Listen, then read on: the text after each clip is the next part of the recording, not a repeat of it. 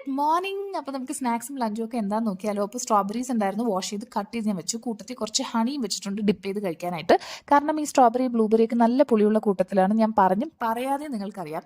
But I must say strawberries are way better than blueberry. ആ ബ്ലൂബെറിനൊക്കെ പിടിച്ച് സാമ്പാറിൽ പുളിക്ക് വരെ ഇട്ടാലും ഒരു മനുഷ്യന് രുചി വ്യത്യാസം അറിയാൻ പോകുന്നില്ല. അമ്മാതിരി പുളിയാണ്. Maybe I haven't tried a good one. എന്തായാലും ലഞ്ചിലേക്ക് വരുവാണെങ്കിൽ വെള്ളച്ചോറുണ്ട്. സാധാരണ ചോറിൻ്റെ തലയിൽ മുട്ട വരേണ്ടതാണ്, വരും.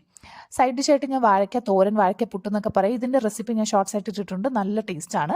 പിന്നെ മുട്ടക്കറി, നമ്മുടെ മുട്ട കിടക്കണ കിടപ്പ് കണ്ട എപ്പോഴും രസവും സാമ്പാറും പുളിശ്ശേരിയുടെ ഒരു കയ്യാങ്കളിയാണ് വീട്ടിൽ. അപ്പോൾ ഒരു ചേഞ്ച് വേണമെന്ന് എനിക്ക് തോന്നിയിട്ട് ഞാൻ വറുത്തരച്ച മുട്ടക്കറി ഉണ്ടാക്കി.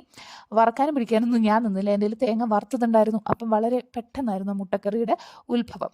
നല്ല ടേസ്റ്റാണ്, കാണാനും രസമുണ്ട്. പിന്നെ ഈ മുട്ടക്കറിയുടെ പുറകെ പോയപ്പം ശരിക്കും ഞാൻ ബ്രൗണി സ്വീറ്റായിട്ട് വെച്ചിട്ടുണ്ടായിരുന്നു, അത് ഞാൻ വീഡിയോ എടുക്കാൻ മറന്ന് രണ്ടാമത് ലഞ്ച് ബോക്സ് കുത്തി തുറന്നാണ് ഞാൻ ഈ കാണിക്കുന്നത്. അപ്പോൾ ബൈ.